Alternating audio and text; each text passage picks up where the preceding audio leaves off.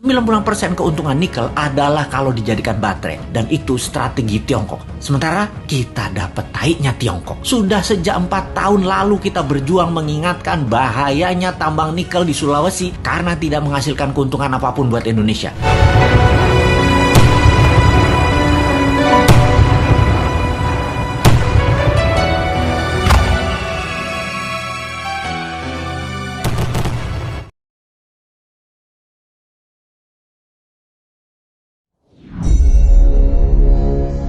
Kita ke Nikel Konawe yang disedot hartanya oleh negara Tiongkok, yang semua ini dibuka jalan besar-besaran oleh pejabat yang ternyata ngakali pemimpin tertinggi. Hal ini sesungguhnya melanggar pasal 33 Undang-Undang Dasar. Sesungguhnya hal ini kita harus ingatkan. Kita ingatkan pelajaran bernegara agar generasi New Mind faham bernegara, terutama calon pejabatnya nanti. Jangan terlalu berpolitik cara menjalankan negaranya seperti dalam 20 tahun terakhir. Dalam bernegara ada 7 panji yang harus seimbang diurusinya. 7 pilar tersebut adalah ideologi, politik, ekonomi, sosial, budaya, pertahanan, dan keamanan. Saat ini 80% adalah politik, sisanya ekonomi, sisanya lupa. Kalau boleh dipentingkan, maka sesungguhnya pertahananlah yang harus nomor 1, karena melindungi hajat hidup dan tumpah darah Indonesia itu di departemen ini, di Departemen Pertahanan. Ini kalau Menhannya dan pemimpin tertinggi mengerti bernegara ala negara superpower, maka inilah harusnya yang dikedepankan. Sayang yang sekarang belum menunjukkan hal itu. Pandemi ini masalah kesehatan, iya benar, tapi kalau melumpuhkan ekonomi dan membuat negara lain menyerang kita dengan berita-berita mengerikan tentang COVID di Indonesia,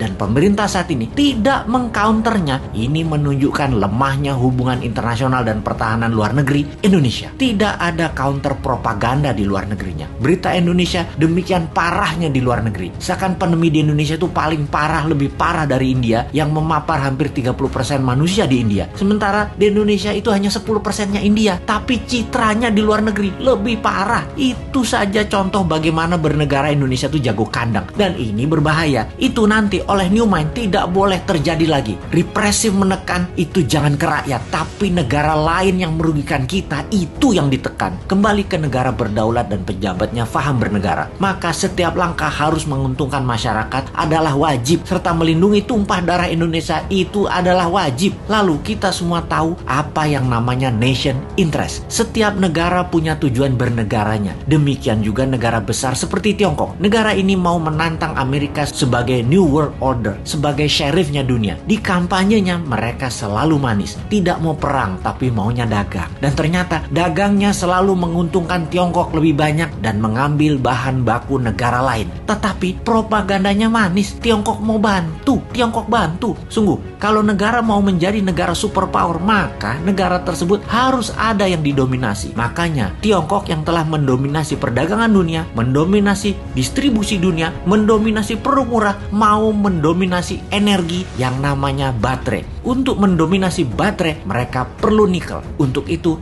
nikel terbesar di dunia hanya ada di Indonesia. Mereka mainkanlah. Pokoknya bagaimana caranya bikin semua orang silau, tak melihat niat jahat tadi yang terlihat nolong, pindah gede-gedean tambang nikel dan pabrik smelter, mengambil secepatnya bahan baku Indonesia mumpung masih berkuasa dan dibukakan jalan. Dijanjikannya Indonesia akan punya pabrik baterai, tapi bahan bakunya dihajar habis dulu sampai habis. 3 tahun lagi rasanya cukup buat mereka hajar habis tambang tersebut dan menjadikan Tiongkok punya cadangan selama 20 tahun ke depan untuk jadi raja baterai dunia. 90% keuntungan nikel adalah kalau dijadikan baterai, dan itu strategi Tiongkok. Sementara kita dapat taiknya Tiongkok. Sudah sejak 4 tahun lalu kita berjuang mengingatkan bahayanya tambang nikel di Sulawesi karena tidak menghasilkan keuntungan apapun buat Indonesia, atau kurang menghasilkan keuntungan buat Indonesia. Buktinya kita masih ngutang bernegaranya. Sementara kalau nikel jadi baterai tanpa asing, maka hutang plus tidak ngutang lagi adalah sebuah kepastian. Oh lupa,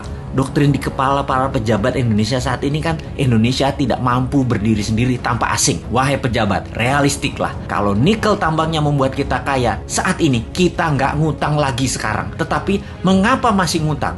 Mengapa masih naikin pajak? Pejabat tertinggi, sadarlah. Pejabat-pejabat tadi berlindung di balik kebaikan Anda. Namun sesungguhnya kebijakan mereka membahayakan Indonesia, anak cucu Anda, dan anak cucu kita.